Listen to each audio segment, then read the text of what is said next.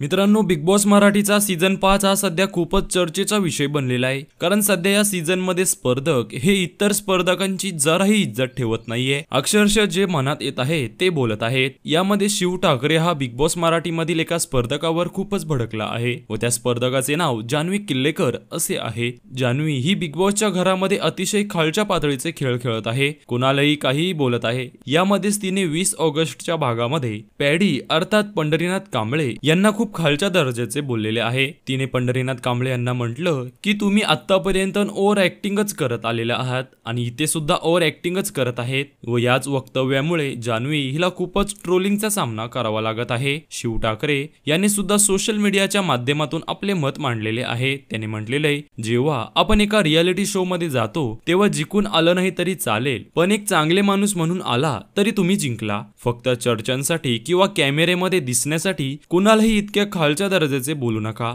यामध्ये तुमची इतक्या वर्षाची मेहनत वाया जाते। बिग बॉसच्या घरामध्ये वर्षा उसगावकर, पंढरीनाथ कांबळे अशा दिग्गज कलाकारांवर एवढ्या खालच्या पातळीचे टिप्पणी केली जाते, हे अतिशय खेदजनक आहे। फक्त थोड्याशा लाईक, कमेंट्स आणि चर्चांसाठी अशा गोष्टी करू नका। एकंदरीतच अभिनेता शिव ठाकरे यांनी बिग बॉस मराठी मधल्या जान्हवीच्या खेळावरती आपला मत मांडलेला आहे। तर मित्रांनो, शिव ठाकरेच्या या मतावरती तुम्हाला काय वाटतं हे आम्हाला कमेंट्स मध्ये नक्की सांगा। याचबरोबर चॅनलवर नवीन असाल तर चॅनलला सबस्क्राइब देखील करायला विसरू नका।